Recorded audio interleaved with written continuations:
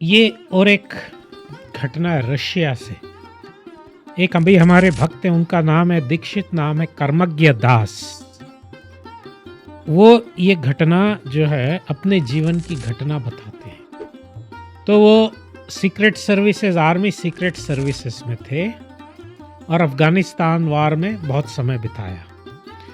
तो इतना वहाँ पे भयानक सीन था मार काट का और टॉर्चर का कि उन्होंने बाद में कहा, देखिए रिक्वेस्ट किया सीनियर्स को, मेरे को पीसफुल थोड़ा करिए, मेरा दिमाग, मैं पागल हो जा रहा हूँ। तो उनको पोस्टिंग किया गया कि मॉस्को केजीबी इंस्टीट्यूट मॉस्को में जो है वहाँ पे, कि आप अपना ट्रेनिंग लो फर्दर कि कैसे स्पाई बनेंगे, आप जासूस बनेंगे विदेशी देशों के लिए। उसकी ट्रेनिंग डिप्लोमा के लिए उनको लगा दिया गया। तो अब उनका सब्जेक्ट था नार्कोमैनिया। तो इसका मतलब होता है कि ये जो ड्रग एडिक्ट्स होते हैं वो कैसे ड्रग्स को लेते हैं और कैसे उनमें ये साइकोसिस या पागलपन आता है ड्रग्स के बारे बाद में। तो ये क्या करते हैं, दुश्मन देशों में ड्रग्स कैसे फैलाना, लोगों को कैसे वो एडिक्ट बना देना, आदि बना देना, ये भी एक वार है। खाली बंदूकों से वार नहीं होता है, बहुत चीज़ों से उनका चरित्र हनन कर देना, उनको खराब आदतें लगा देना, ये सारे वार के टूल्स हैं। तो नार्कोमेनिया उनका सब्जेक्ट था। तो वो जो है उसके लिए उन्होंने एक सैंक्शन मांगा। क्या होता है कि वहाँ पे रशिया में जो किताबें थी सब रेस्ट्रिक्टेड थी, लेकिन क्लासिफाइड लाइब्रेरीज होते थे कम्युनिस्ट रूल में, जहाँ पर कि उनको एक्सेस दिया जाता था जिनके पास क्लियरेंसेस है। Senior government officials, KGB officials, बड़े पॉलिटिशियंस, उनको सैंक्शन रहता था, वो जा सकते हैं अंदर, वो किताबों को एक्सेस कर सकते। तो इनको रिसर्च करना था, तो वो किताबें तो थी नहीं, कुछ किताबें चाहिए थी। तो इनके एक मित्र थे जिसके पिताजी बहुत सीनियर प्लेस्ड ऑफिशियल रहे हैं। तो उसके इन्फ्लुएंस से इसने एक मॉस्को की एक लाइब्रेरी में अपने आप की क्लियरेंस करवा ली। क्लियरेंस करवा के अपना जो है वो गए अपने सब्जेक्ट की स्टैटिस्टिक्स की वगैरह ढूंढने के लिए। तो अब जब किताबें अपनी ढूंढ रहे हैं तो बहुत सारी किताबें, तो उन्होंने देखा कि पूरे सेक्शंस बने हुए हैं। तो उस लाइब्रेरी में इस्लाम के ऊपर एक बड़ा सेक्शन था, सब लॉक रहता है। क्रिश्चियनिटी माने कैथोलिसिज्म, प्रोटेस्टेंटिज्म सब पे था। और ये जो उनका जो ऑर्थोडॉक्स है उस पे भी था, और हरे कृष्णा मूवमेंट पे भी था, हरे कृष्णास पे भी पूरा सेक्शन। तो वो जो थे लाइब्रेरी, उन्होंने अपनी किताबें ली और ये लाइब्रेरियन से थोड़ी जाते आते रहते थे, बैठते थे, थोड़ी दोस्ती हो गई।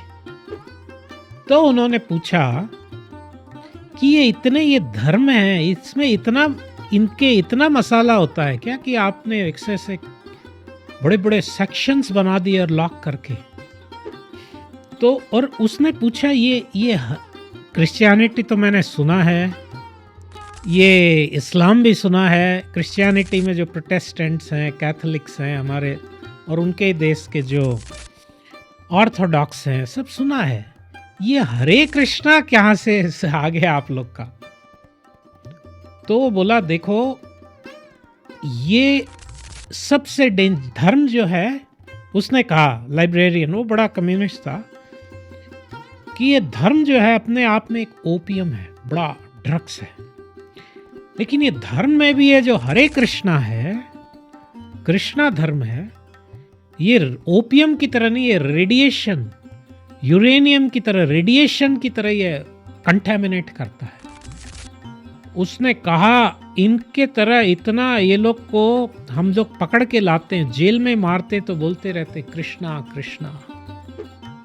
कितना इनको करो, ये सबसे डेंजरस है। कितना ये लोग का ये खतरनाक धर्म है, और कितनी ये लोग किताबें कहाँ कहाँ हमारे छुपा देते हैं लोग। कितने लोग हमारे गवर्नमेंट के, केजीबी के, कम्युनिस्ट लोग कन्वर्ट हो गए। और वो जब बोल रहा था वो अपने आप में एकदम शेक हो रहा था गुस्से से। कभी टच तो करना उनकी किताबों को दूर है, देखना, नजर मत डालना उनकी किताबों का। खत्म, कितने लोगों छोड़ कहाँ गए पता नहीं है, उनकी कैरियर खत्म हो गया। तो इतना जब उसने गाली दी, कॉफी बैठ के पी रहे थे, बैठते बैठते ये कोई, वो शेक हो रहा था गुस्से से कि ये गुंडे हुलीगन्स है ये तो, और पूरा हमारा सिस्टम इन लोगों ने खराब कर रखा है।